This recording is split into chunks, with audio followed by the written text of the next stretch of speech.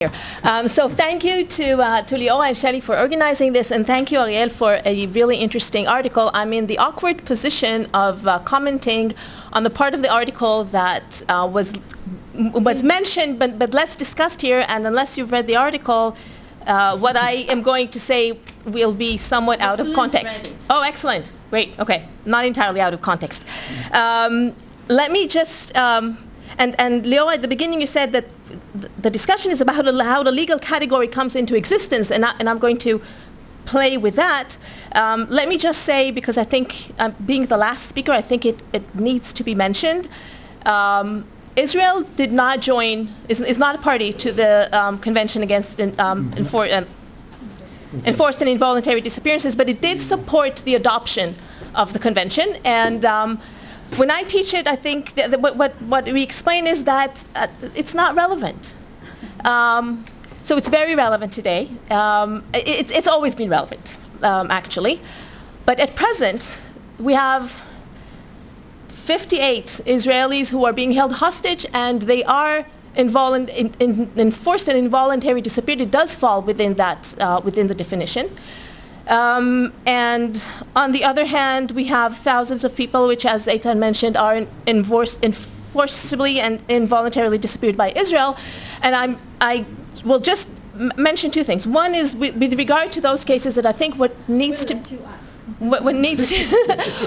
be said is not only that the government is refusing to provide information, but I think the most worrying issue is that as early as December 2023, the Israeli Supreme Court said that the government does not need to provide the information. So this has the stamp of the Supreme Court. By way of segue, so as in the human rights clinic at the Hebrew University, and like it's cousins, it's Minerva cousins, centers are cousins, and the human rights clinics as cousins. So at the 2019 or 2018, we communicated with a working group at the UN on enforced disappearances with regard to Avera Mengistu and Hisham Asayed. And it was basically a communication against the state of Palestine. Play with that in your minds. Immediately after the war started, we also sent communications to the special procedures, both on involuntary disappearances and on arbitrary detention, with regard to the Israeli hostages. And so the clinic has actually been dealing with Israelis that are held enforcibly, that have been enforcibly disappeared. But, and this is a segue, another aspect that the clinic deals with are people who lack civic status, and a lot of them are in East Jerusalem, and that's another area that I deal with, which is how, despite, for those who have not read the article, what I'm going to say is going to make a lot of sense. So I'm going to be speaking about the less pressing issue, or at least less directly pressing issue that is mentioned in the article, and that is that of social disappearance. Namely, when people are not directly deprived of physical liberty and life, but are removed from legal protection through or because of social marginalization and abandonment. And this term has been used not in legal literature, but in other disciplines, to describe a variety of situations: the unemployed, the futureless adolescents, pensioners, victims of torture, the mentally ill, women excluded from census, and lots of others. And we think of it in legal terms. These are very vastly disparate categories. And in the legal sphere, we need objective criteria, or what we claim to be objective criteria, for who's within the category and who isn't. And these criteria need to be to relate to the remedy that we seek to offer. So we would ask, is the marginalization intentional?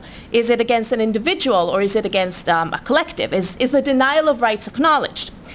And at the same time, we have to be wary of proposing something that is too nuanced, precisely because that would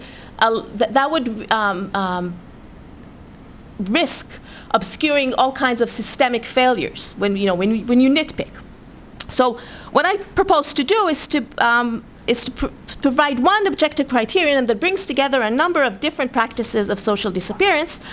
And if we look at the convention, it defines social disappearance as enforced disappearance as any form of deprivation of liberty by agents of the state which places a person outside the protection of the law.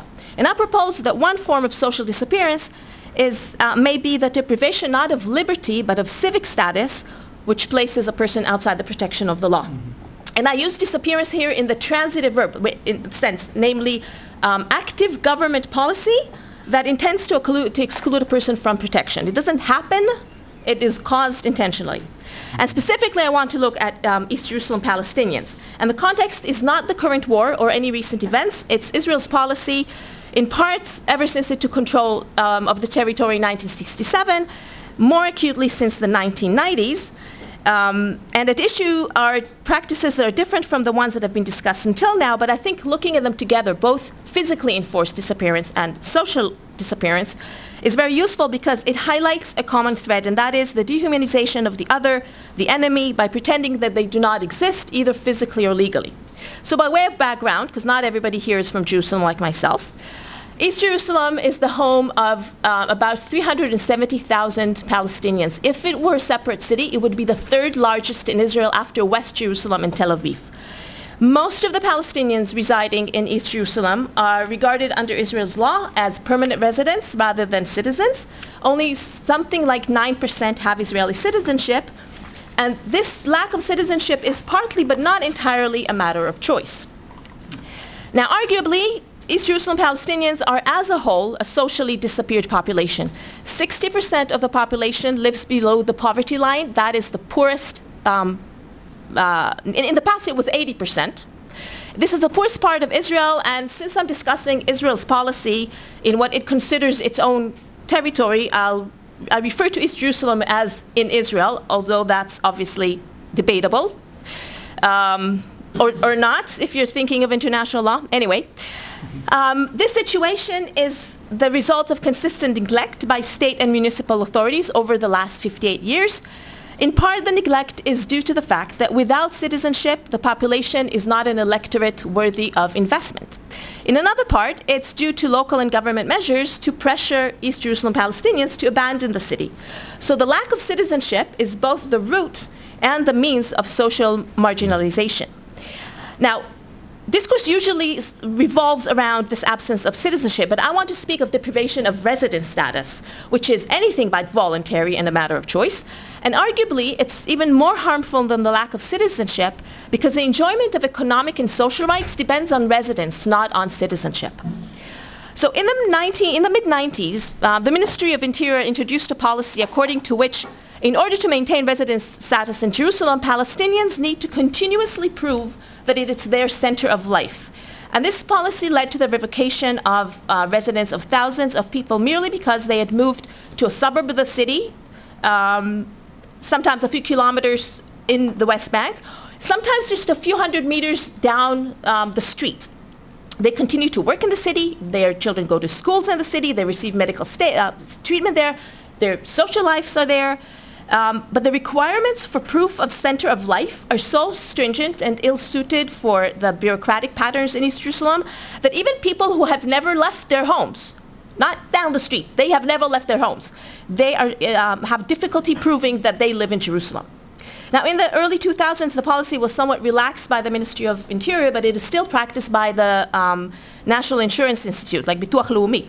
And as a result, lawful residents are deemed to be non-residents for the purpose of social and welfare rights and benefits. And since the majority of the population depends on these benefits, the consequences of this denial are disastrous. So there's thousands of people living in the city completely legally, but without the protection of the law. A second socially disappeared group is West Bank Palestinians who hold permits from the military authorities, what we call in Hebrew Ishurei Matak, to visit or to stay in Israel for periods measuring between a few months and 2 years. Now, this group, which also numbers many thousands of people, includes West Bank spouses of East Jerusalem residents and often the children of East Jerusalem residents. Under temporary legislation adopted in 2003, and I think most of you probably speak Hebrew and know Israeli law. So we're talking about הוראת השעה של חוק הכניסה לישראל, חוק הכניסה ואזרחות. So it's temporary legislation from 22 years ago. These spouses and children are barred from acquiring status in Israel and therefore in East Jerusalem. And the legislation was intended to prohibit both entry and acquisition of status, but in actuality, entry is permitted only on a temporary basis. So there's these permits which have to be renewed every few months. So leaving aside the constant uncertainty of whether there will be a renewal of the permits, the lives of these families has been based on a legal fiction of temporary presence. And this fictional temporariness, which is sometimes for over 2 decades, deprives the relevant individual from the right to work for a living or to receive health services or other social services. It dooms them to lives of poverty and deprivation. And there's 5 groups. I'm only going to tell you about 4. A slightly different group of social disappearance is over 100,000 of East Jerusalem's Palestinians, like a third, that's a quarter of the population, who reside in neighborhoods that are separated from the city by the separation wall. And in Jerusalem, the barrier really is a wall. This is not your azaka thing, right? Okay. Just to clarify, under Israel's law, this Wild West is undoubtedly part of Israel. It's behind the wall, but it is Israel. But it's the Wild West because state and municipal authorities do not venture behind there. There's no law enforcement. There's no garbage disposal. There are no emergency medical or fire services. So persons lawfully residing in the city are left to fend for themselves with no protection or assistance of the law. And finally, a small category of the socially disappeared are individuals whose permanent residence has been revoked as a punitive measure, but under an administrative process. Now, this is under legislation from 2018, which empowers the Minister of Interior to revoke the permanent residence of a person if the minister is satisfied that the person has breached the loyalty that it owes to the state. They're not citizens, but they owe loyalty, through an act of terrorism, treason, or serious espionage. And this provision is problematic on various levels. A person alleged to have committed serious crimes like these should be investigated, tried, and if convicted, imprisoned, so that they cannot continue to pose harm to society. But the law does not require that, not surprisingly, given that it does not actually require a judicial process. It does allow the deportation of a person at the minister's whim. But importantly, for present purposes, if the revocation results in the person remaining without any residence or ability to acquire residence or citizenship elsewhere, that person may apply for a permit of temporary residence and stay in Israel. In other words, the law allows the minister to strip a person of basic rights of subsistence because they're no longer permanent residents, when knowing full well that they cannot leave the area. So the person is actually worse than a prisoner because prisoners have basic human rights. A person that is deemed to be absent has none.